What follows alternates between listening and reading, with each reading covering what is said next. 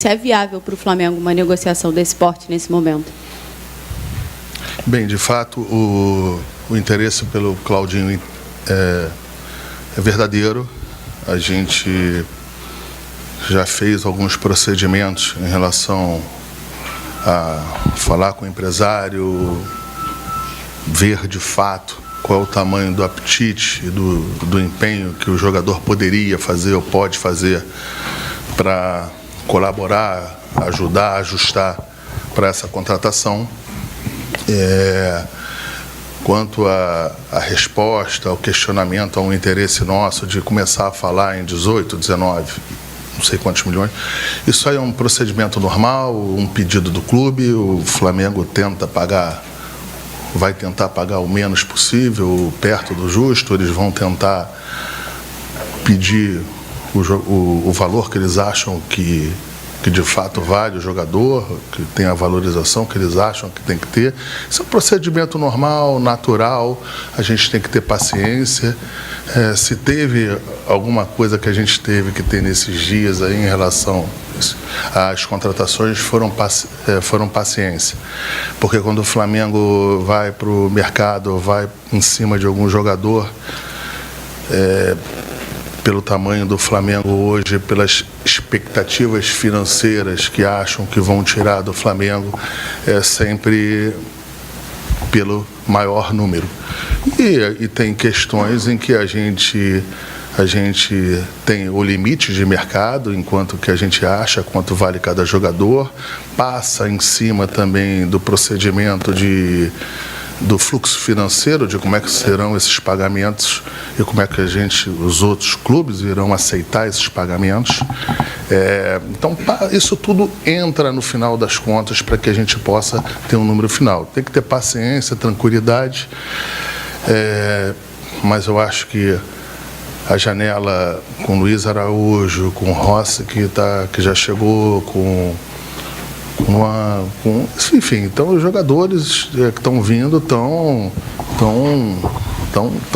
chegando, são jogadores que eu acho que a gente estava bastante tempo empenhado em trazer, e graças a Deus a gente já estão aí. Marcos Braz, Spindel, Marcos Coelho, Rádio Tupi. Outra negociação estava em curso, mas de uns tempos para cá temos lendo menos coisas sobre ela, até por conta da situação do time do jogador, o De La Cruz, do River Plate. Um time avançou para as oitavas de final da Libertadores e, pelo menos no nosso entendimento do lado de cá, ficaria mais difícil essa contratação com o River se classificando. Queria saber de vocês, oficialmente, qual é a posição do Flamengo, se tem conversas ainda com o De La Cruz ou se, de fato, essa classificação do River colocou um ponto nessa tratativa. Obrigado.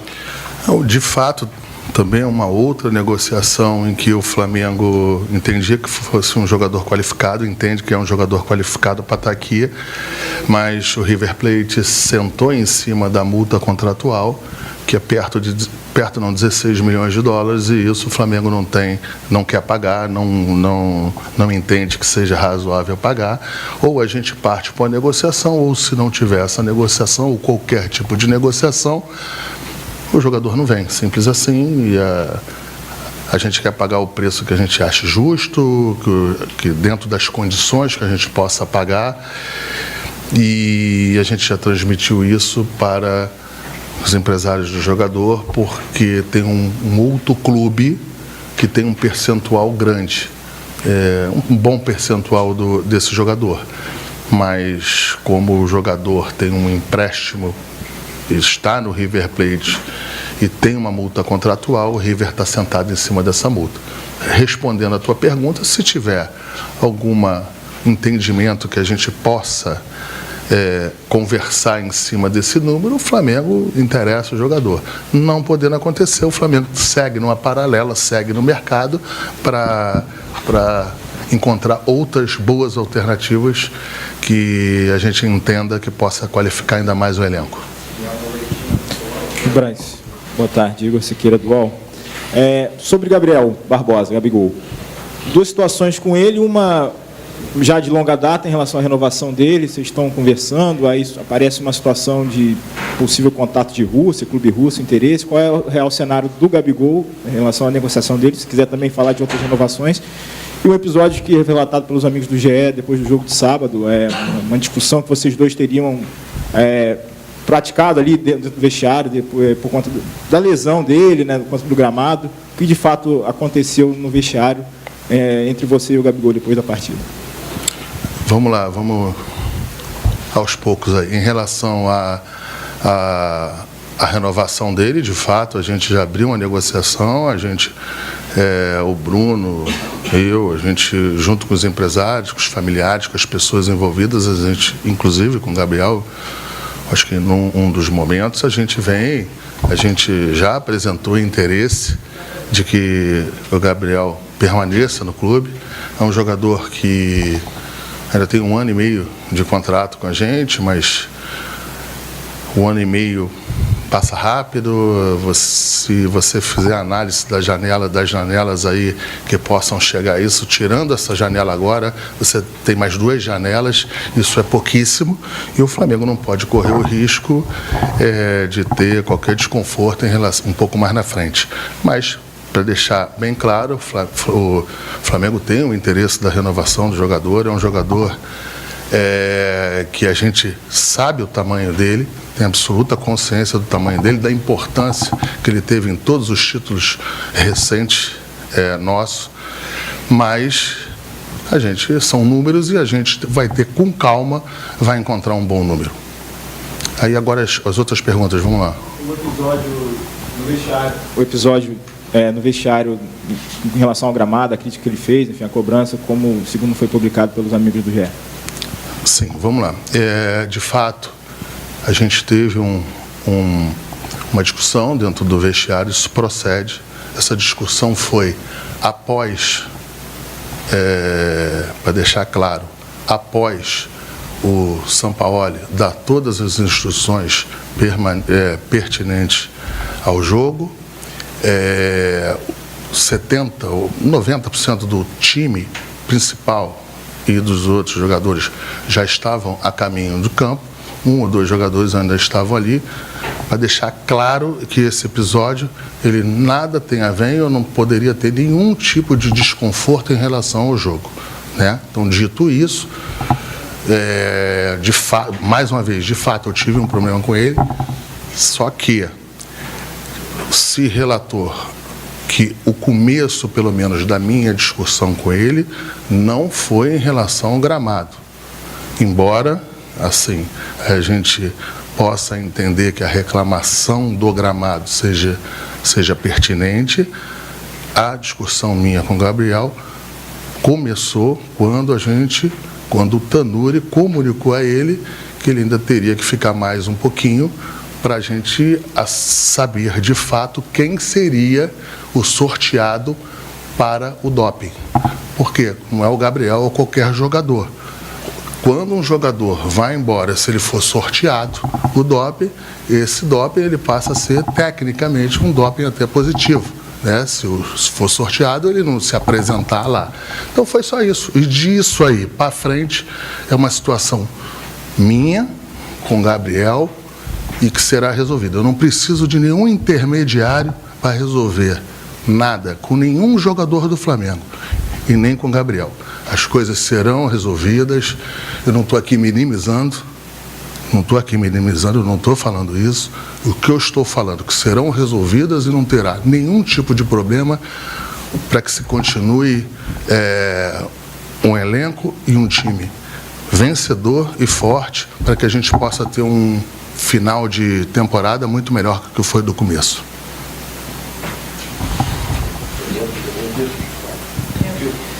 Braz, queria que você falasse um pouquinho da situação do Lucas Veríssimo, como que está essa negociação, existe alguma coisa, o que você pode falar sobre isso? Olha, assim, o que a gente pode falar é que é um belíssimo jogador, mas negociação no momento, não há negociação aberta com ele. Mas é um belo jogador. Aqui, Marcos, tudo bem? Enfim, você falou que não começou a discussão por conta de gramado. Queria saber até sobre o gramado, você responde pelo departamento de futebol. Enfim, já houve queixas públicas até de atletas, o próprio Sampaoli falou e tudo mais.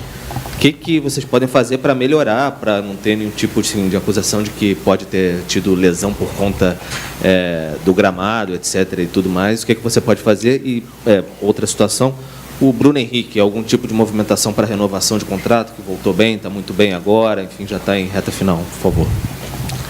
Eu acho que a primeira coisa que a gente tem que falar do gramado, e talvez seja duro, mas a gente tem que enfrentar e dizer isso, que eu acho que esse também foi o erro.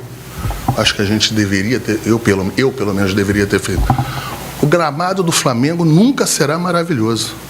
Nunca será bom, muito bom, por um simples fato: o número de jogos que existem lá. Em nenhum lugar do mundo, esse número de jogos o gramado suporta. Então, assim, não é a parte de quem trabalha lá, de quem administra, de quem tem que se enfrentar. O nosso problema é a quantidade de jogos. Você joga com chuva, você joga com temporal, você joga com muito seco, você joga no verão, você joga no inverno. E assim, o número de jogos é o grande causador do estado do gramado. Pode, de repente, ter alguns ajustes, alguns cuidados, um pouco, para melhorar um pouco isso? Pode, deve até acontecer, só que, tecnicamente, 70 jogos. Não, são quase 90. Já tem mais de 40. Já tem mais de 40, estamos em julho, agosto. Sim, não tem quem aguente. Como é que resolve isso? Não sei. O gramado eu não sei. Eu sei que se botar menos jogos lá, vai melhorar o gramado. E aí você tem a escolha. É uma escolha difícil para o departamento de futebol. Vamos jogar fora? Vamos prescindir do Maracanã? Como é? Ontem foi um jogo duríssimo contra o Fortaleza. Duríssimo. Time bem treinado, time que joga bem, um time que é perigosíssimo. Tiveram um pênalti a favor, perderam um pênalti. Se esse jogo fosse em outro lugar, a gente talvez tivesse assim. O Flamengo, eu sei que o Flamengo em qualquer local que vai jogar com a torcida a seu favor, vai jogar, mas é diferente de você jogar ali no aconchego de casa, é diferente de você jogar fora da magia do Maracanã. Não é tão imponente. Então, a gente sempre tenta levar nos limites para os jogos serem no Maracanã, e quando a gente faz isso, a gente chega ali no borderline ali de começar a jogar com gramado adverso. Eu entendo as posições dos jogadores, eu entendo alguns questionamentos, mas o problema é matemático. Não é? O problema é matemática. Não aguenta jogar 90 jogos, 70, 80 jogos lá. Nem lá, nem em lugar nenhum do mundo. Ou então faz aí como estão fazendo aí no futebol brasileiro. Já tem 3 ou 4 times aí jogando no sintético. Não sei até onde vai aí. A nossa liga vai ser a liga mais bonita que tem. Jogar com 10, 12, 15 times em lugares sintéticos. É outro esporte. Eu acho que se não tiver um freio nisso, daqui a pouco a gente está com 8, 7 lugares aí. Por quê? Porque a gente não tem um calendário, infelizmente, ainda adequado para que a gente possa suportar isso aí. O Flamengo não suporta 90 jogos. Alguém tem que ser penalizado. E, infelizmente, são os jogadores tanto do Fluminense como do Flamengo, ou com os nossos adversários também, que reclamam bastante, né? Os nossos adversários também reclamam, não é o primeiro. Eu já vi jogadores aí de outros, não vou expor o time, mas com razão reclamarem muito, entendeu? Então, assim, é um problema sistêmico, é um problema que a gente não consegue resolver, é um problema que não está dentro do departamento de futebol para resolver, não está debaixo do meu guarda-chuva, nem do Bruno, não é do futebol, mas mesmo que se fosse, com este número de jogos, é impossível. Bruno Henrique, a gente é um jogador que dispensa comentário, dispensa qualquer tipo de...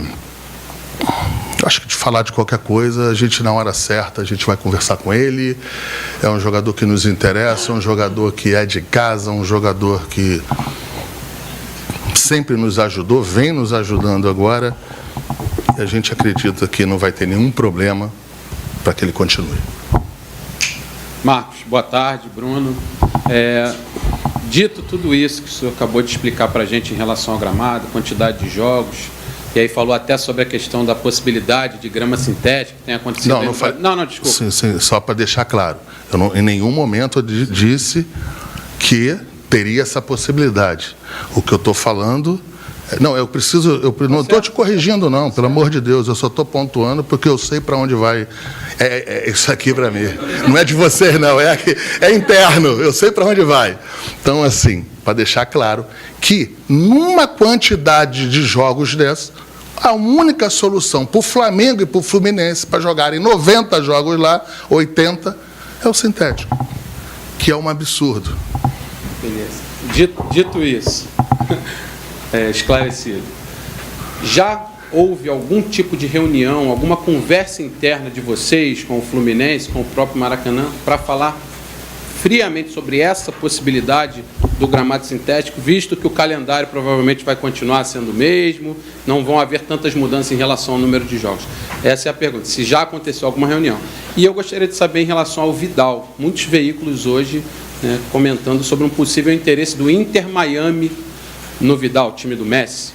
Existe alguma coisa? Chegou alguma coisa para o Flamengo? Sabem de alguma coisa por parte dos empresários do jogador? Não chegou nada oficialmente, não chegou absolutamente nada. Nem oficialmente, nem extraoficial. Não tem nada. Nenhuma questão do Inter Miami, não.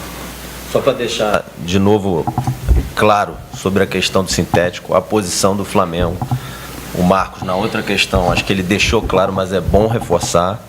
A posição do Flamengo é contrária aos gramados sintéticos. A gente entende que é outro esporte que é jogado, a gente entende pelas experiências nossas aqui com pós-jogo de grama sintética que é prejudicial à saúde dos jogadores. O departamento médico pode falar melhor disso, mas o prazo de recuperação dos jogadores pós-jogo no sintético é maior. Você tem uma série de intercorrências que ocorrem depois de jogar no sintético, e a gente é terminantemente contra o uso de gramado sintético. Se for olhar nas grandes ligas do futebol europeu, o sintético não é permitido. Eu não me lembro de jogo da Liga Espanhola no sintético, Liga Inglesa, Liga dos Campeões. Não me recordo de ver algum jogo dessas ligas aí em gramado sintético. Boa tarde, Braz. Boa tarde, Spindel. Aqui, Guilherme Xavier, do Lance. Muito se falou aqui na coletiva sobre chegadas para o elenco e, como o colega Bruno aqui comentou, também podem existir algumas saídas. Eu queria saber sobre o Matheus França e Vitor Hugo, que são dois jogadores aí muito valorizados no mercado europeu, já chegaram a receber algumas sondagens de clubes de lá da Europa. Queria saber se o Departamento de Futebol já trabalha com a possibilidade de receber alguma proposta por eles. A gente não trabalha sobre hipótese, são dois atletas que fazem parte do elenco profissional, que são importantes demais para o clube, que já são uma realidade, como qualquer atleta do Flamengo. Se chegar uma oferta, a gente sempre vai analisar, mas sob a ótica de dois atletas que são joias da nossa base, do futebol mundial, e que fazem parte do elenco profissional do Flamengo.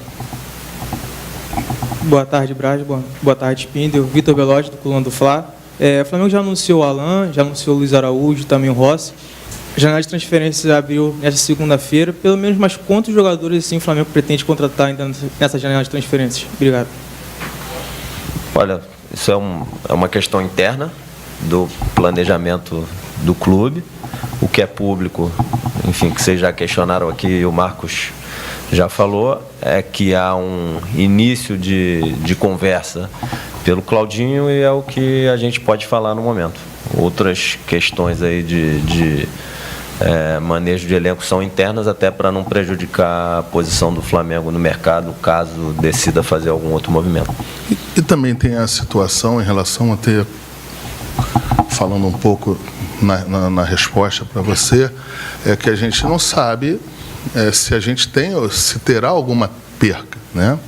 O Flamengo vai fazer o possível, o máximo possível para continuar com o elenco forte, não perder absolutamente para ninguém, não vai perder para absolutamente nada, nenhum jogador, mas às vezes não é possível, às vezes por várias razões você pode ter alguma intercorrência. Então a gente também está, essa tua pergunta, ela é muito em função do como é que vai ser essa janela também, né? O Flamengo está bem seguro dos contratos que faz, não tem um jogador, eu acho, que a gente não fique numa mesa para negociação em função das multas, as multas contratuais, né? São multas contratuais que botam o Flamengo sistematicamente em todas as mesas de negociação.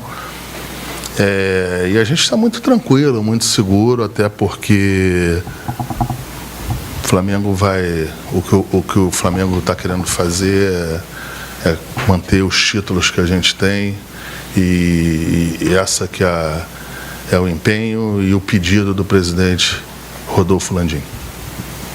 Braz, Raíssa Simplício aqui da Gol, vou fazer uma para você e uma para o Bruno. Para você é o seguinte, De La Cruz ou Claudinho, ou o Flamengo pode contratar os dois? E para o Bruno, o Flamengo fez alguns investimentos, vários investimentos já, né? Esse ano, Gerson, Luiz Araújo, o Alan agora. Eu queria saber se o Flamengo bateu a meta de compra de investimentos e se agora para entrar vai precisar negociar para sair. Como é que está essa questão das metas orçamentárias? Bom, acho que a gente não trabalha com o princípio de expor para o mercado metas orçamentárias para que a gente possa estar nas mesas de negociação sem que o clube do outro lado da mesa faça qualquer inferência sobre a estratégia do Flamengo. O que o Flamengo sempre mostrou desde o início da gestão do presidente Rodolfo Landim, e sempre vai ser um princípio que vai nos nortear, é a responsabilidade financeira dentro do departamento de futebol e do clube como um todo. Então, o clube ter níveis adequados de caixa, o clube ter níveis adequados de endividamento e, dentro desses parâmetros de folha sobre faturamento, nível adequado de endividamento, caixa, proteção do caixa do Flamengo, o Flamengo vai para o mercado sempre tendo esses princípios de responsabilidade, e acho que a principal mostra disso é que o Flamengo é um dos poucos clubes do mundo que, durante o período de pandemia e após o período de pandemia, conseguiu reduzir bastante seu endividamento, subir os níveis de caixa e, ainda assim, ali a partir do início de 2022, voltar a investir na contratação de atletas. Então, acho que agora a gente já está num período mais normal e que a gente pode ir diluindo esses investimentos ao longo do tempo e equilibrando o que for necessário do ponto de vista financeiro. E não deixando de responder a tua pergunta, entre um jogador e outro, ou os dois jogadores, é claro que numa situação normal seria um ou outro, claro. Agora, mais uma vez, o mercado está aberto, a gente não sabe o que perde, o que isso aí não fica em planejamento, porque você não tem o poder de saber o que vem de outro lado, de uma Arábia Saudita. Estou dando exemplos assim. Então, numa situação normal, seria um. Agora, dependendo do que você vai perder, você faz os ajustes e pode ir para os jogadores que você entender que possa qualificar o elenco. E, no caso, esses 2 jogadores são 2 grandes jogadores que a gente entende que, se tiver dentro do Flamengo, serão jogadores importantíssimos para a gente. Boa tarde, Marcos. Boa tarde, Bruno. Gabriel Orfan, canal Paparazzo Rubro-Negro. Eu queria saber um pouco de vocês sobre a situação de 2 jogadores. Primeiro, o Wendel, que chegou a falar para amigos próximos que tinham interesse de ir para o Flamengo, estava até esperando o contato do Braz. Queria saber se o Flamengo tem um interesse... Não, o Flamengo não tem interesse e não terá meu contato. Tá. E sobre o Varela, saíram notícias essa semana de que o Sampaoli teria liberado ele para em busca de outro clube. Queria saber se chegou algo para vocês a respeito do Varela, sobre essa situação. Para mim, não tem absolutamente nada em relação a isso aí. Essas conversas entre técnicos e jogadores, se serão aproveitados ou não, isso acontece sempre. Isso aí são situações que mudam, né, que tem ajustes ali que você não sabe. O Varela é um jogador que é um jogador de Copa do Mundo, de seleção uruguaia, e está dentro do nosso elenco.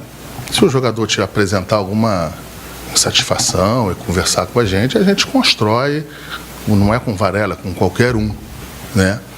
Agora, não tem nada ainda, não tem absolutamente nada. O Wendel é em relação a isso. Não teve contato nosso e a gente também, pelo menos eu, não farei contato.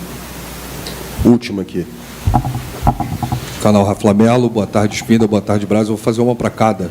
Começar pelo Spindel. Hoje abre a janela de transferências para contratações, mas eu queria falar de renovações. E já falaram do Bruno Henrique, e um outro jogador que está sempre na expectativa da torcida, capitão, técnico de muita qualidade, é o Everton Ribeiro. Eu queria saber se vocês já iniciaram alguns contatos, né, o contrato dele encerrando em dezembro. E para o Braz, algumas pessoas no Atlético Mineiro ficaram chateadas, para não dizer outra coisa, da situação envolvendo o Alan, né? Eles não queriam vender por entender que o Flamengo era o rival e tal. Assédio. E eu queria saber... Se enreda toda vez esse enredo, não é do Atlético, não. Eu queria saber como é que foi esse processo. Daqui a pouco vão achar que eu sou viado. Assédio. Vamos lá. Eu queria saber como é que foi esse processo. Começando pelo aval do Sampaoli, que trabalhou com ele no próprio Atlético. Nada contra não, hein, gente, pelo amor de Deus. Então, senão já vão para outro caminho. Vamos falar que, pelo amor de Deus, eu não tenho nada contra nenhuma opção de nada, de gente, pelo amor de Deus. Eu vou sair daqui homofóbico também. Pelo amor de Deus, hein, Só concluindo, esse processo, né, até chegar à contratação do Alan, o aval do Sampaoli, que já trabalhou com ele que foi elogiado pelo Klopp na época do Liverpool, e desde que chegou ao Rio de Janeiro é só felicidade, ele não para de rir, né? Então a gente sente que ele está muito feliz, né, e pesou muito essa vontade dele de jogar no Flamengo. Queria saber, nesse processo, teve alguma curiosidade, quais foram as dificuldades de negociar com o Atlético? Não, assim, falando um pouquinho, assim, eu acho que a permanência dele, o tempo que ele ficou no Atlético, eu acho que foi importante para o clube, importante para ele. O jogador que foi campeão pelo Atlético, eu acho que ele serviu por bastante tempo. A gente, em um determinado momento, a gente apresentou o interesse do jogador, mas o Flamengo cumpriu todos os processos, todos os protocolos de uma forma honesta, correta e transparente para trazer esse jogador. A gente deu o máximo de informações possíveis para as pessoas responsáveis no Atlético. A gente deixou claro para o jogador que a gente gostaria de ter o jogador. Eu acho duas vezes. O Flamengo foi correto, o Flamengo foi honesto e foi muito transparente desde que vazou a notícia. Depois que vazou a notícia, em nenhum momento o Bruno, eu ou qualquer outra pessoa, a gente negou para depois falar que estaria na negociação. E foi isso, a gente, através dos agentes, a gente deixou claro que a gente gostaria de ter o jogador aqui, a gente deixou claro que tinha importância o jogador. O primeiro pedido de números do Atlético foi maior do que o Flamengo contratou. A gente entendia que era um número que não interessava, mas eu acho que era um número que era acima do que o Flamengo pretendia e achava justo pagar. Foi uma negociação longa em que os bônus ficaram bastante tempo na mesa para serem solucionados. A gente entendeu a posição do Atlético, a gente tinha as nossas posições, e isso aí com calma, com tranquilidade, foi dirimindo e deu tudo certo. Eu acho que o Flamengo está feliz com o desfecho, mas assim, não acho que o Flamengo foi correto. Eu acho que foi em bom tom entre as instituições, foi uma negociação profissional entre as instituições. Eu acho que nenhuma instituição, de forma geral, assim, tem o que comentar sobre... Acho que o Flamengo em nenhum momento tentou afrontar o Atlético em absolutamente nada, apenas tinha um interesse e muito de jogador, talvez uma posição que a gente entendesse que a gente queria um jogador que já estivesse aqui no Brasil, um jogador que tivesse com a experiência aqui dos campeonatos que a gente já joga. Então foi isso que aconteceu. O Flamengo foi respeitoso com o Atlético. Sobre o Everton e o Bruno, pedir desculpa aqui, vou dar uma resposta um pouquinho mais longa. Eu entendo que o caso do Everton e o Bruno é parecido com outros casos que a gente já viveu outros anos aqui, que as renovações correram super bem no momento que o clube e os atletas entenderam que era o momento. Então acho que é algo que é natural, que veio acontecendo ao longo desses anos, e é um processo que a gente vai passar de novo, a gente espera que dê tudo certo. Mas eu gostaria de falar um pouquinho sobre eles e sobre o grupo, que além de serem craques, atletas muito talentosos, que tem uma história grande aqui no Flamengo, eu queria falar um pouco do caráter deles, do caráter do grupo, de forma geral. São atletas que já estão há bastante tempo aqui no Flamengo, fazem parte de uma das gerações mais vencedoras do clube, foram campeões com Abel, com Jorge Jesus, com Rogério Ceni, chegaram à final de Libertadores com Renato, foram campeões com Dorival. Então, assim, é uma geração de caráter que segue lutando para ser campeã e dando alegrias ao torcedor há muito tempo. Às vezes tem alguns momentos que são mais difíceis, que é natural, que a performance oscila, mas não é porque a gente, eles, o treinador que esteja aqui não queira. Em alguns momentos são processos de adaptação, de metodologias e processos humanos. Esse ano mesmo teve um determinado momento que a gente jogou 5 jogos em 12 dias. Esse ano a gente pode chegar a fazer 87 ou 89 jogos, se eu não me engano. É desumano. Agora, é uma geração vencedora, das mais vencedoras da história do Flamengo e de caráter. O talento, às vezes você ganha um título, ganha um jogo com talento. Mas se você não tiver caráter, você não fica 5 anos sendo vencedor num futebol tão competitivo quanto o brasileiro e o sul-americano. Assim, antes de finalizar, eu queria, em relação ao Gabriel, deixar aqui claro que, assim, eu entendo o trabalho de vocês, entendo que pode ou não ter situações que apareçam na imprensa para frente. Eu não vou falar mais desse assunto. Esse assunto aqui eu estou disponível para responder o que posso responder para vocês hoje. pelo menos eu, e vou aconselhar os meus companheiros internos aqui, para que a gente não fale mais desse assunto. Mais uma vez, eu sempre tive uma excelente relação com o jogador. A gente ganhou muitos títulos juntos, ele em campo, ele foi muito importante para a gente, mas em alguns momentos, ou em algumas situações, às vezes as coisas não acontecem por acaso, ou porque, independente de quem está certo, está certo. Freio de arrumação não quer dizer que o carro vá para trás. Freio de arrumação, às vezes, é um bom ajuste para as situações e o carro ir para frente.